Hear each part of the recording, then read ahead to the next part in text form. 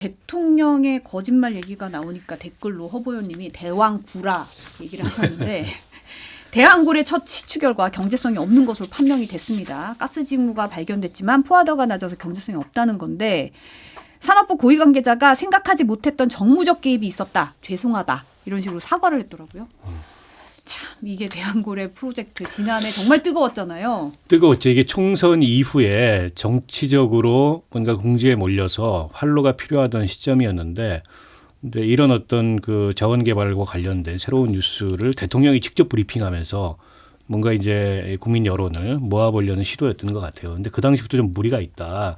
이런 관측들이 있었고 이게 이제 그 특히 자원 개발이라는 건 굉장히 조심스러울 수밖에 없는 거거든요. 이거 부풀리거나 정치적으로 활용하려고 할 때 어떤 후과를 남기는지는 MB 정부 때 자원 개발 사업을 통해서 이미 확인된 바예요.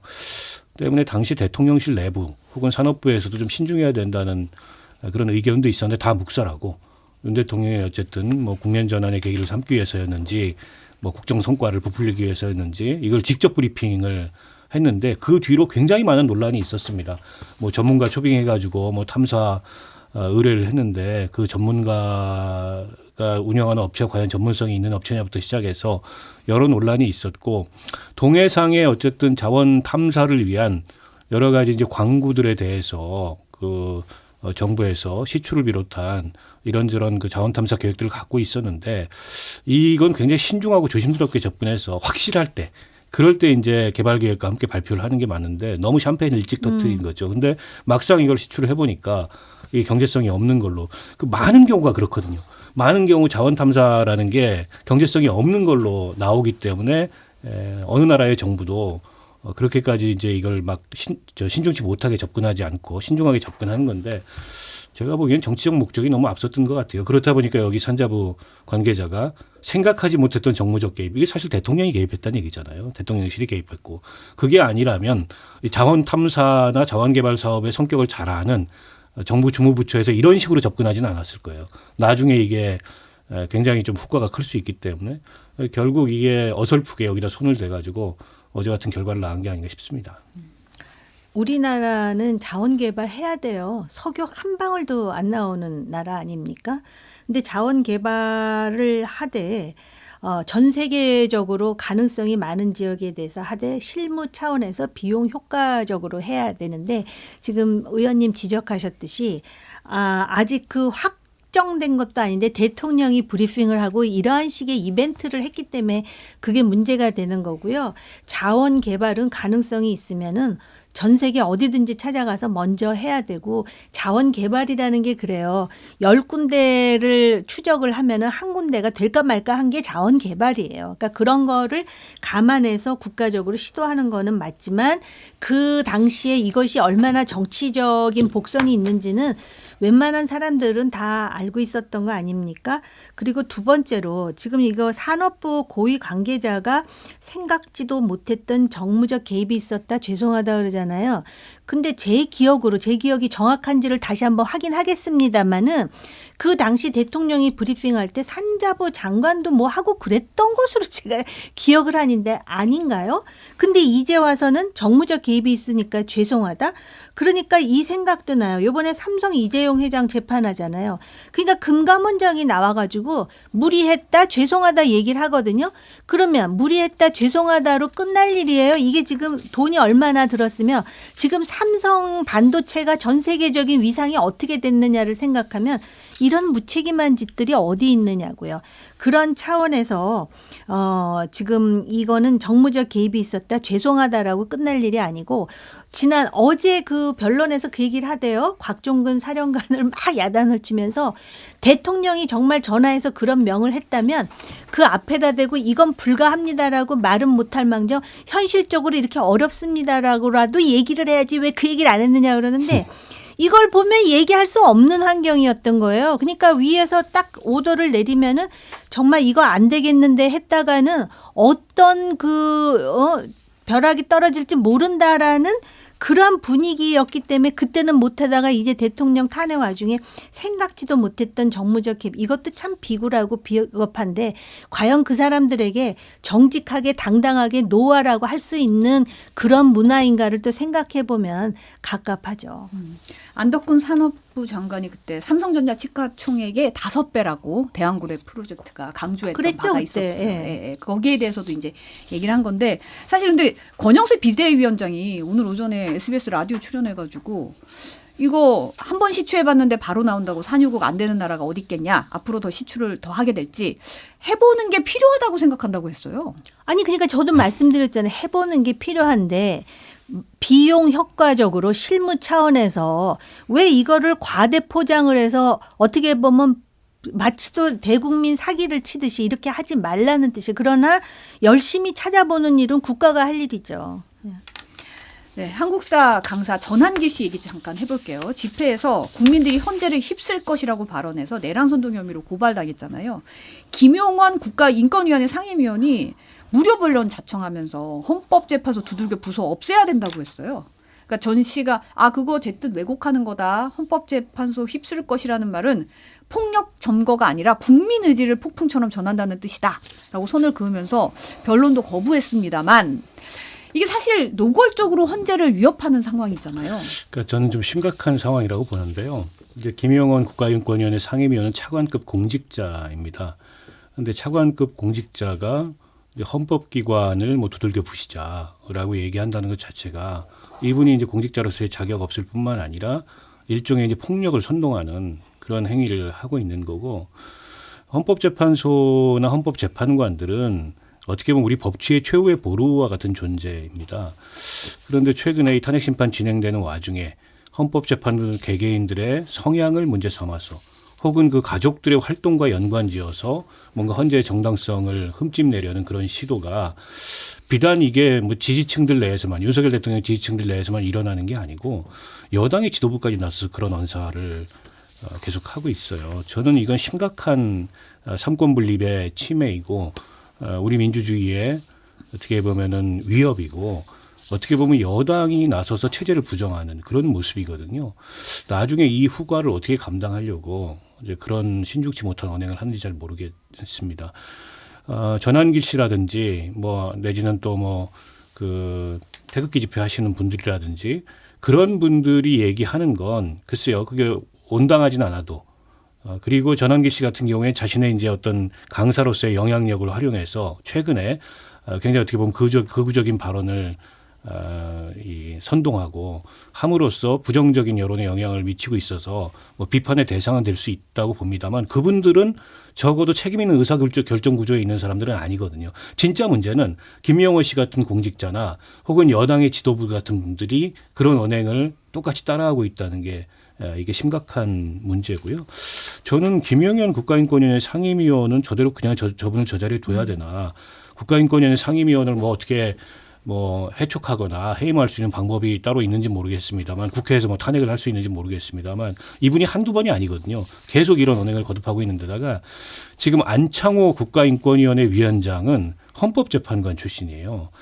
근데 본인이 헌법재판관 출신인데 저렇게 헌법재판소를 부정하고 심지어 뭐 두들겨 부시자라는 언행을 국가인권위원회 상임위원이 하고 있는데 그거를 자중을 못 시킨다면 그건 안창호 위원장도 어떻게 보면 대단히 자신의 책임을 방기하는 모습이라는 점에서 매우 유감스럽습니다. 뭐 너무 상식적인 얘기지만 민주주의가 타락하면 타락이라는 표현을 써요. 교과서에 보면. 이게 선전선동이라든지 또는 뭐 폭도 정치라든지 또는 중우 정치가 된다 그러는데 저는 이게 대한민국 정치에서 우파에 의해서 이런 이야기를 듣게 될 거라고는 상상하지 않았어요. 솔직히 고백을 하자면 그래요. 그동안의 시위라든지 또는 그 가두에서의 그런 것들이 우파라고 하기보다는 좌파 쪽에 해당하는 사람들이 많이 했기 때문에 그리고 이게 이렇게 거의 난동 수준으로 완전히 그 법정에 들어가서 폭력을 행사하거나 이렇게 된다라는 거를 상상하기가 쉽지 않았습니다. 그런데 대통령이 전한길 씨에게 편지를 보냈다 그래요. 감사 편지 비슷한 것 같아요. 그리고 전한길이라는 사람이 국민변호인단에 또 이제 조인한다고 그런 이야기도 들리는데 대통령이 지금 굉장히 오히려 국정을 운영할 때보다 지금 지지율이 더 높게 나타난다라는 여론조사 결과도 있다라고 하는데요. 만약에 대통령이 내가 진짜 그 야당이 29번이나 그 탄핵을 하고 또 그런 그 입법 독재를 해가지고 내가 정말 어떻게 할 수 없어서 계엄 선포를 하긴 했지만 국회 의결에 따라서 어쨌든 해제를 한 거 아닙니까? 그리고 이러한 모든 것에 대한 책임을 내가 진다. 이 장성들도 책임이 없다. 그러면서 이 폭도는 안 된다라고 얘기를 하면은 지금 대통령이 받는 우파의 지지에 더해서 중도층에서도 그럴 수 있겠다라고 생각하는 사람도 있었을지 몰라요. 가정법이지만. 근데 지금 대통령은 본인은 책임이 없고 장성들이 책임이 있고 그다음에 전환기일은 잘하는 것이고 막 이렇게 나오잖아요. 그래서 사실은 굉장히 혼란스러워요. 저 같은 사람도. 문득 이런 생각도 들었어요. 박근혜 전 대통령이 어찌됐든 탄핵의 과정에서 주요 역할을 한 사람이 윤석열 대통령인데 지금 이 상황에 대해서 그분은 어떤 생각을 할까? 그런 생각도 들고요. 저는 전환길 이런 그 선동하는 사람들도 굉장히 부정적으로 보지만 인권위원회의 김용원 상임위원 같은 사람들은 정말 상당히 무서운 존재다라는 생각마저 들어요. 그 전환길 씨가 그 부산역 광장에서 했던 집회 연설 그 영상 조회수가 100만 회가 넘게 나온다고요. 네. 저는 국민의힘의 일부 의원들은 그게 참 부러운가 봐요. 그러면서 국민의힘 의원들에게 그 지지자들이 108명 의원이 전환길 한 명 못하다. 막 이런 식의 이제 압박을 행사한다고 하는데 그 부산역 집회에도 몇몇 국민의힘 의원들이 참여해서 윤상현 의원, 박수영 의원 그 당시 거의 집회에 모인 지지자들 앞에서 함께 싸우자 뭐 이런 식의 선동적 발언을 했다고 하는데 전환길 씨든 아니면 또 누굽니까 그 전 목사든 이분들이 위험한 게 아니고 그런 분들에 의해서 국민의힘이라는 정당이 견인되고 포획되고 끌려가고 있는 게 저는 그 심각한 문제라고 봅니다. 이제 그런 분들이 어느 시대에나 늘 있어요. 전환길 씨 같은 분들은 그게 정작 중요한 게 아니라 어쨌든 지금 여당이라는 책임 있는 공당이 거기에 끌려가고 있는 게 심각한 문제라는 거죠. 그래서 저는 국민의힘도 윤석열 대통령을 언제까지 저렇게 붙잡고 있고 언제까지 이른바 저 구구 세력에 저는 큰 목소리에 발목이 잡혀 있을 건지 심각하게 고민해 봐야 된다고 봅니다. 근데 지금 오늘 국민의힘 윤상현, 김민전 의원이 윤석열 대통령 접견했거든요. 30분 정도 만났다고 하는데 윤상현 의원이 이제 윤 대통령이 헌법재판소에 나가보니까 이런 식으로 곡해가 돼 있구나. 이제야 좀 알겠다. 헌재 나간 게 잘한 결정 아닌가 생각한다고 전했습니다. 곡해가 돼 있다. 어떻게 보세요? 대통령이 어쨌건 기본적으로 헌법재판에 임하는 자세. 그런 이제 본인의 생각인 거죠. 이게 전부 다 공작이고 프레임이고 어쨌든 자신을 끌어내리려는 음모고 뭐 이런 생각 아닙니까? 그래서 이거에 적극적으로 맞서서 자기 변론을 하고 이제 지지자들한테 자기 얘기를 하겠다. 이게 이제 헌재 재판에 출석한 목적인 것 같아요. 그리고 지금까지 대통령이 보이는 모습을 보면 국민들이 보기에는 참 가당치 않은 얘기, 이미 전 국민이 눈으로 목격한 그런 상황에 대해서 손바닥으로 하늘 가리는 그런 거짓말임에도 불구하고 그걸 끊임없이 하는 이유는 제가 보기 앞서도 말씀드렸듯이 법률적인 자기 방어가 아니고 정치적으로 프레임을 만들어서 이제 지지층을 전달하고 결집시켜서 장외 여론전을 펴겠다. 이 목적에 충실한 그런 대응을 하고 있는 거라고 보고 그런 의사를 윤상현 의원을 통해서 전달한 건데요. 지난번에 권영세, 권성동, 나경원 세 분이 면회를 갔다 왔잖아요. 그러면서 지도부 차원의 접견이 아니고 개인적인 인간적인 도의다 이렇게 얘기했는데 보십시오. 앞으로 이제 국민의힘 의원들이 줄줄이 다 저런 식으로 이제 일종의 접견 정치에 나설 거고 고스란히 지금 윤석열 대통령이 하고 있는 얘기를 밖에다 전달하는 스피커 노릇을 할 거예요. 그리고 그 내용이라는 게 계엄의 정당성을 강변하고 자신에게 씌워진 이 내란 수괴라는 혐의가 부당하다. 근데 이런 그 자기 주장을 반복해서 전달을 하는데 언제까지 국민의힘이라는 정당과 국회의원들이 내란 수괴의 스피커 노릇을 할 건지 좀 답답한 노릇이죠.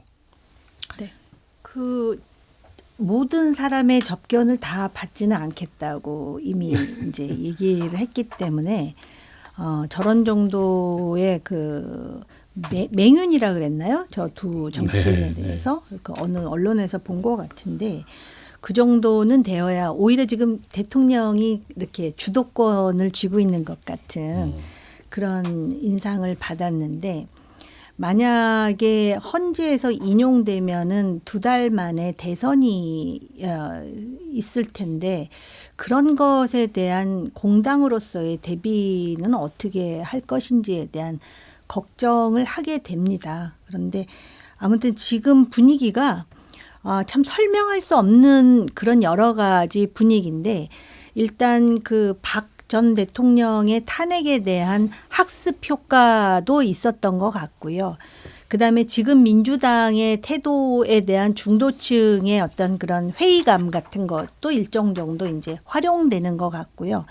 그다음에 이런 게 있어요. 아까도 말씀드렸듯이 우리는 누구 편이 돼서 줄을 서지 않으면은 특히 정치권에서는 참 생존하기가 쉽지 않은 그런 환경인데 그런 상황에서 일단 내가 지지하는 사람은 완전히 그 100% 결함 없는 무흠결의 그런 전제로 있거든요. 그렇기 때문에 대통령이 해왔던 행동이라든지 지금의 행동은 다 맞았다는 전제 또 맞다라는 전제로 움직이고 있는데 그러한 것의 양극화를 오히려 지금 윤석열 대통령이 상당히 향유하고 있는 것 같다라는 느낌이 드네요.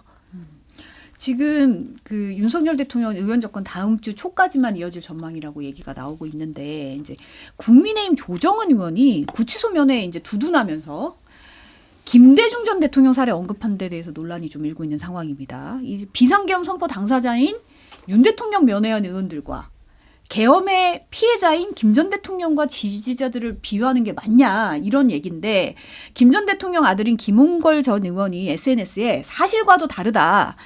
쿠데타 이후 3개월 동안 가족들은 김 전 대통령의 생사 여부도 알 수가 없었다.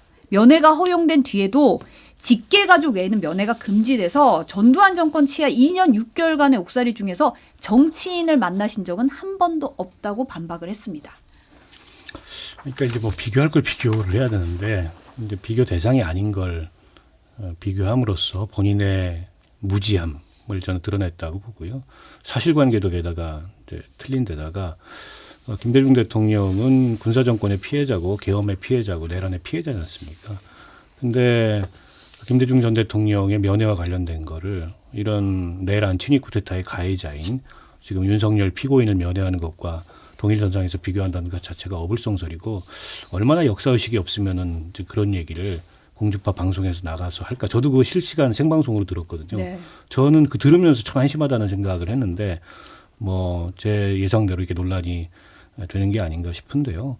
근데 조정은 의원은 또 이제 과거에 그 민주당은 아니었지만 민주당과 선거연합을 했던 그런 정당의 위성정당의 몸을 담아서 이제 국회의원이 되고 그 뒤에 이제 당적을 옮기는 그런 변신의 과정을 보여줬는데 또 국민의힘에 들어가서는 초기에 한동훈 대표하고 굉장히 밀접한 그런 정치적 행보를 하다가 또 최근 들어서는 이제 한동훈 대표 나서지 마라 뭐 이런 식의 이제 아주 현란한 그런 변신까지 하고 있는데요. 그분의 행적이 그분의 모든 것을 보여주는 게 아닌가 싶어요. 사실 정치라는 게 권력을 추구하는 거고 또 배지를 다는 거거든요. 그런데 이제 정치 특히 자유민주주의 하에서의 정치의 특징은 뭐냐면은 적어도 자기 행동의 그 정당성 내지는 명분이 바깥으로 이렇게 보여져야 되는 거라고 저는 생각을 해요. 그런데 조정훈 의원 저는 개인적으로 잘 모르는 사람이에요. 그리고 처음에 야권에서 넘어왔다라는 거는 알고 그 과정에서 그 국회 상임위에서 김건희 여사의 특검과 관련해 갖고 굉장히 그 독특한 발언을 한 게 기억이 나요. 그런데 참 몸이 가벼운 사람이다. 유연하다. 좋게 보면은. 그러다 보니까 깃털처럼 이렇게 날아다니는 거에 큰 부담감이 없는 것 같은데요. 이 조정훈 의원의 발언과 관련해서는 언급하고 싶지 않아요. 그러니까는 정치하는 사람들의 역사의식이 블랙 아이스만큼이나 가볍습니다. 그런데 아까 말씀하셨듯이 비록 짧은 그 정당 역사지만 역사를 제대로 모르면 이런 일이 반복될 뿐만 아니라 이런 정치인은 계속해서 나올 거라는 생각이 들어요.